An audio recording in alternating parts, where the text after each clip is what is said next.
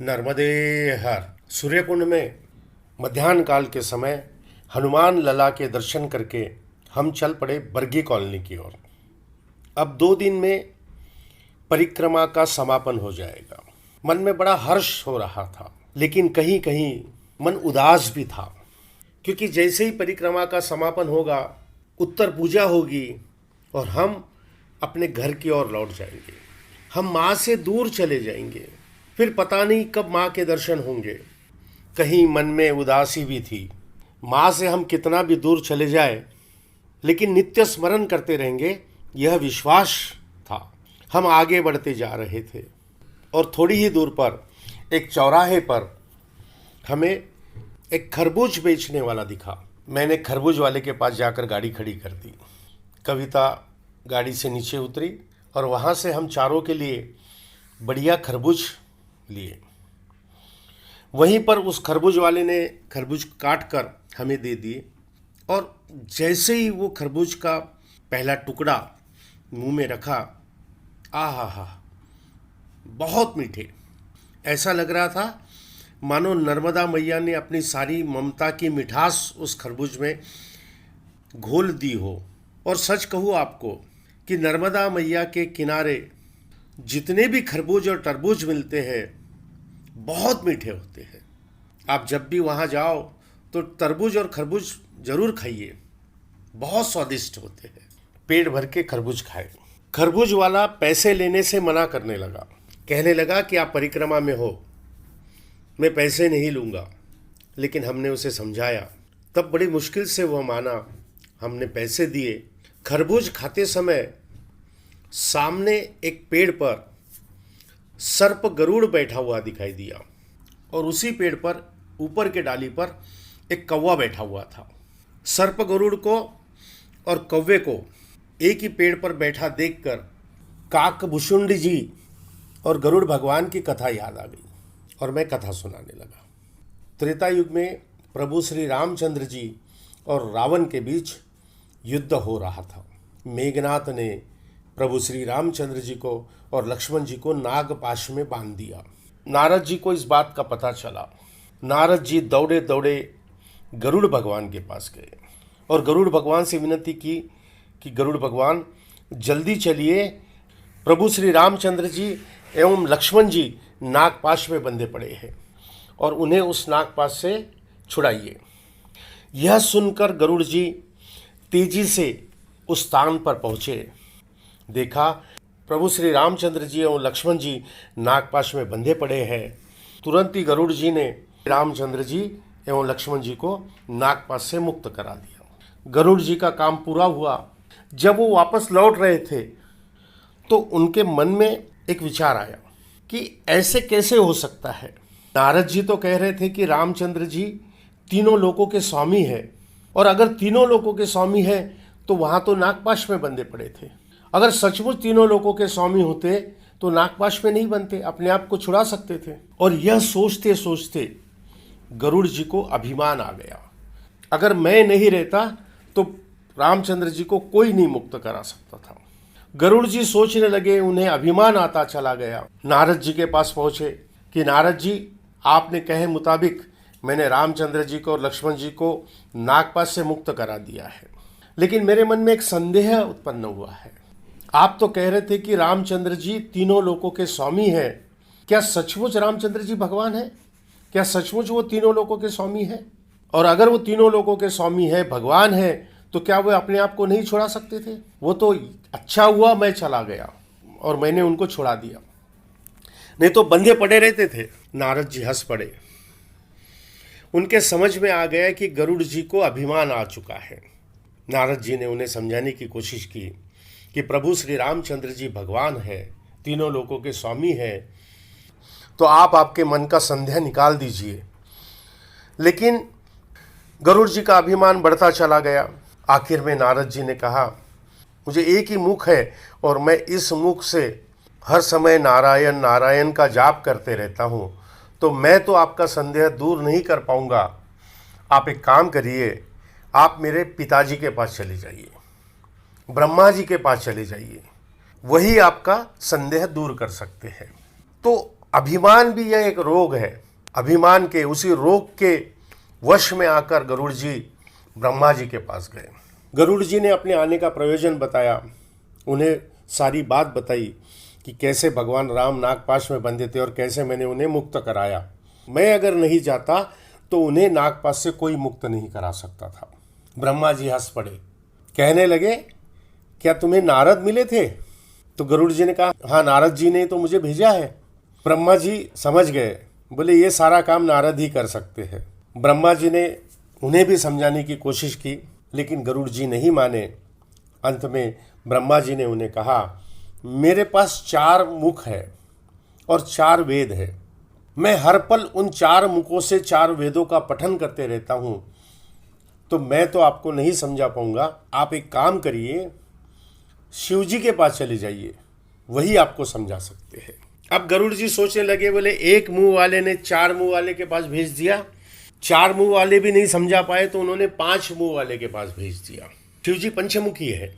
अब गरुड़ जी शिव जी के पास जाने लगे। रास्ते में ही शिव जी की मुलाकात हो गई। गरुड़ जी ने उन्हें प्रणाम किया, अपने आने का प्रयोजन बताया। तब शिव जी ने कहा कि बोले मैं आपको नहीं समझा सकता हूँ, क्योंकि आप बीच रास्ते में मिले हो। जहां आप थे वहीं अगर आप मुझे मिलते तो मैं आपके मन में जो संदेह है उसे मैं दूर कर सकता था, या फिर जहां पर मैं था यानी कैलाश पे, अगर आप कैलाश अगर आ जाते तो वहां पर फिर आपको सच्चाई बताने की जरूरत ही नहीं रहती थी, क्योंकि वहां पर प्रकाश है, वहां पर तो अपने आप ही आपके मन का संदेह दूर हो जाता था। कहने का तात्पर्य यह है कि आप जहां थे यानी आप अज्ञान के अंधेरे में थे, वहां पर आपके अज्ञान के अंधेरे को दूर किया जा सकता है।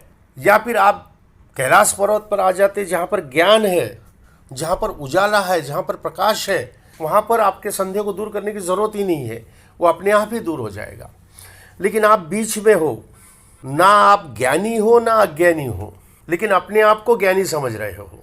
नींद में जो व्यक्ति है उसे आप जगा सकते हो, लेकिन जो सोने का ढोंग कर रहा है, वो जो सोने का नाटक कर रहा हो, उसे कोई नहीं जगा सकता। जो जाग गया है उसके मन में तो कोई संदेह नहीं रह सकता है।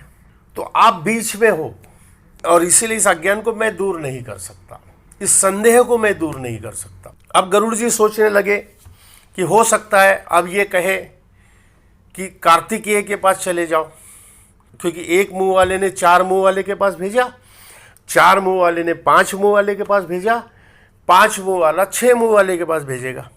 कार्तिकेय जी को 6 मुख है और 6 मुख वाला भी मुझे नहीं समझा पाएगा, और वो कहेगा कि 10 मुंह वाले के पास चले जाओ, दशानन के पास चले जाओ, और वो भी मुझे नहीं समझा पाएगा। मेरा संदेह कोई नहीं दूर कर पाएगा। गरुड़ जी का अभिमान बढ़ते जा रहा है।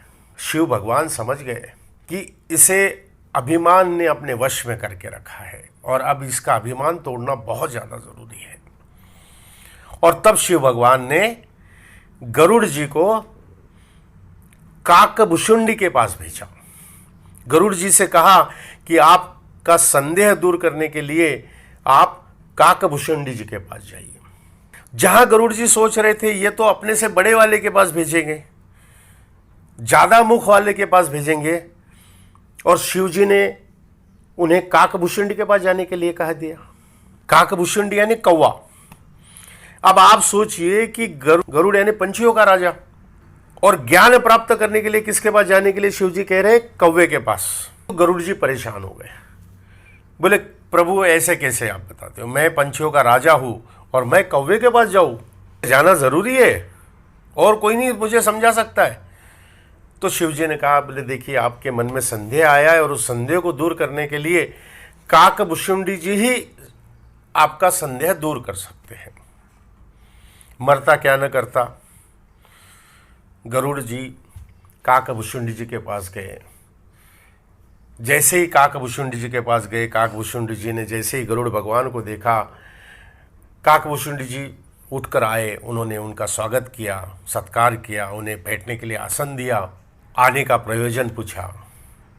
और तब गरुड़ जी ने उन्हें कहा कि मैंने राम को नागपाश से मुक्त किया है, मेरे मन में संदेह है कि वो भगवान नहीं है, तो आप मेरा संदेह दूर करिए। शिव जी ने मुझे आपके पास भेजा है। काकभुशुंडी जी समझ गए कि गरुड़ जी को अभिमान हुआ है। और तब काकभूषुंडी जी ने गरुड़ जी से कहा कि वे सचमुच भगवान हैं, क्योंकि मैं उनके साथ रहा हूँ। मैं पहले अयोध्या में रहा करता था, तब भगवान राम बाल्यावस्था में थे, छोटे से बालक थे। और एक दिन मैंने उनके हाथ से रोटी का टुकड़ा छीना और उड़ने लगा, काफ़ी ऊपर ऊपर ऊपर उड़ता चला गया। भगवान राम वहाँ पर रोने लगे और अचानक उड़ते उड़ते मुझे लगा कि मेरे पीछे कोई है। मैंने पलट कर देखा तो वही बालक रूपी भगवान राम मेरे पीछे थे। इतनी ऊंचाई पर भगवान राम स्वयं मेरे पीछे थे। और तब मुझे समझ में आया कि बालक का रूप लेकर भगवान राम इस राम अवतार के अंदर तो सिर्फ लीला कर रहे हैं, वे स्वयं भगवान हैं, वे स्वयं प्रभु हैं, वे स्वयं तीनों लोगों के स्वामी हैं। और तब मेरे मन का संदेह दूर हो गया। और यह कथा सुनाने के बाद गरुड़ जी के मन में जो संदेह था वो भी खत्म हुआ। और शिव जी ने उन्हें जो अभिमान आया था उस अभिमान को काकभूषुंडी जी के पास भेज के उसे भी खत्म करवा दिया। और यहीं पर इस कथा का समापन होता है। अब हम आगे बढ़ते जा रहे हैं बरगी कॉलोनी की ओर। इस प्रकार के दो नाम पूरे परिक्रमा में आते हैं, एक है गोरा कॉलोनी और एक है बरगी कॉलोनी। जहाँ पर कॉलोनी ये नाम आता है तो समझ लेना चाहिए कि वहाँ पर डैम बना हुआ है। और उस डूबक क्षेत्र में जो गांव है, उस गांव को उस डूबक क्षेत्र से बाहर की ओर कहीं बसाया गया है, उसको कॉलोनी कहा गया है। तो बरगी कॉलोनी है, इसका मतलब यहाँ पर बरगी डैम है। जबलपुर से थोड़ा पहले यह एक बहुत बड़ा विशाल बरगी डैम बना हुआ है। नर्मदा मैया पे बना हुआ पहला डैम यह बरगी डैम है। और इस बरगी कॉलोनी में हम शाम के वक्त पहुँचे। बरगी कॉलोनी में गणेश जी का मंदिर है, बहुत जागरूक स्थान है। उस मंदिर से थोड़ा पहले हमें एक सदगृहस्थ मिले, अपने घर के बाहर आहते में बैठे थे। हमारी गाड़ी देखी तो उठ खड़े हुए और कह रहे शाम हो चली है, आप यहीं पर गणेश मंदिर में रुक जाइए, यहाँ पर रुकने की व्यवस्था है। लेकिन हमने सोचा अभी तो 5 साढ़े 5 बजे है, तो थोड़ा और आगे चलते हैं और आगे कहीं रुक जाएंगे। यह कहकर हम आगे बढ़ चले। थोड़ा दूर जाने के बाद दाई हाथ पर काली माता का विशाल स्वरूप वहाँ दिखाई देता है, विशाल मूर्ति वहाँ दिखाई देती है। हमने यह है काली माता का मंदिर। यह देखिए काली माता है। यह है महिषासुर वर्धिनी।